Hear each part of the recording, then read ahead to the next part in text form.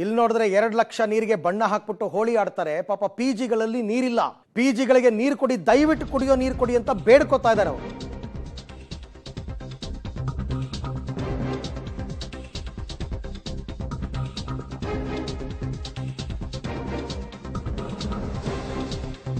ಬೆಂಗಳೂರಿನ ಪಿಜಿಗಳಲ್ಲಿ ಮಿತಿ ಮೀರ್ತಾ ಇದೆ ನೀರಿನ ಅಭಾವ.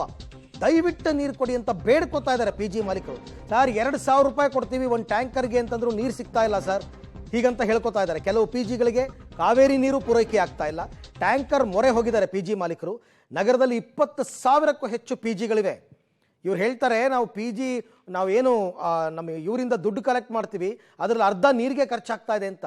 ಹೋಗ್ಲಿ 2,000 ಕೊಟ್ಟರು ಕೂಡ ಟ್ಯಾಂಕರ್ಗಳಲ್ಲಿ ನೀರು ಬರ್ತಾ ಇದೆಯಾ ಅಂದರೆ ಇಲ್ಲ.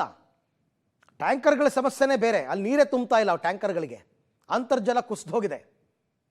ಇಂಥ ಸಂದರ್ಭದಲ್ಲಿ 2,000 ಕೊಟ್ಟರು ಕೂಡ ಪಿಜಿಗಳಿಗೆ ವಾಟರ್ ಸಪ್ಲೈ ಆಗ್ತಾ ಇಲ್ಲ. ಪಾಪ ತುಂಬ ಕಷ್ಟಪಡ್ತಾ ಇದ್ದಾರೆ. ಅಲ್ಲಿ ನೋಡಿದ್ರೆ ವಿದ್ಯಾವಂತರು ಅಂತ ಅನ್ನಿಸ್ಕೊಂಡವರು 2 ಲಕ್ಷ ಲೀಟರ್ ನೀರಿಗೆ ಬಣ್ಣ ಹಾಕ್ಬಿಟ್ಟು ಹೋಳಿ ಆಟ ಆಡಿದ್ದಾರೆ. ಯಾವ ಆದೇಶಕ್ಕೂ ಕೂಡ ಕಿಂಚಿತ್ತು ಬೆಲೆ ಇಲ್ಲ. 700 ರೂಪಾಯಿಗೆ 6,000 ಲೀಟರ್ ಒಂದು ಟ್ಯಾಂಕರ್ ಬರ್ತಾ ಇತ್ತು. ಇತ್ತೀಚಿನ ದಿನಗಳಲ್ಲಿ ನೀವು 2,500 ಕೊಡ್ತೀನಿ ಅಂದ್ರೂ ನೀರು ತರಕ್ ಆಗ್ತಾ ಇಲ್ಲ ಅವ್ರ ಕೈ. 30-35 ಸಾವಿರ ಗಟ್ಟಲೆ ಕೆಲವು ಪಿಜಿಗಳಿಗೆ ಖರ್ಚು ಬಂದಿದೆ ಬರೀ ನೀರಿಂದು. ಈ ಸರಿ ಯಾವುದೇ ರೀತಿಯಾದ ಲಾಭ ನಿರೀಕ್ಷೆ ಇಲ್ಲ. ಎಷ್ಟಾದ್ರೂ ನೀರು ಪರವಾಗಿಲ್ಲ, ಅವರಿಗೆ ವ್ಯವಸ್ಥಿತವಾಗಿ ನಾವು ಸರ್ವಿಸ್ ಕೊಡಬೇಕು ಅನ್ನುವಂಥದ್ದು ನಮ್ಮ ಧ್ಯೇಯವಾಗಿ. ನೀರಿನ ವಿಚಾರಕ್ಕೆ ಯಾವ ಕಾರಣಕ್ಕೂ ಮಾಲೀಕರೇ ಆ ನಷ್ಟವನ್ನು ಭರಿಸ್ತಿದ್ದಾರೆ ಹೊರತು ಆ ಒಂದು ನಷ್ಟವನ್ನು ನಾವು ಗ್ರಾಹಕರ ಮೇಲೆ ಆಗ್ತಾ ಇಲ್ಲ. ಅಲ್ಲಿ ಕೂಡ ಅದು ನಡೆದಿಲ್ಲ.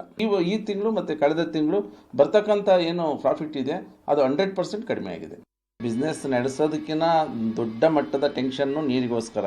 ಮೇಲಾಗಿ ಬೋರ್ಗಳು, ಸುಮಾರು ಪಿಜಿಗಳ ಬೋರ್ವೆಲ್ಗಳು ಬತ್ತಿ ಹೋಗ್ಬಿಟ್ಟಿದೆ. ಆದರೆ ಈಗ ದುಡ್ಡು ಕೊಡ್ತೀವಿ ಅಂದ್ರೂ ನೀರು ಸಿಗದೆ ಇರುವಂತಹ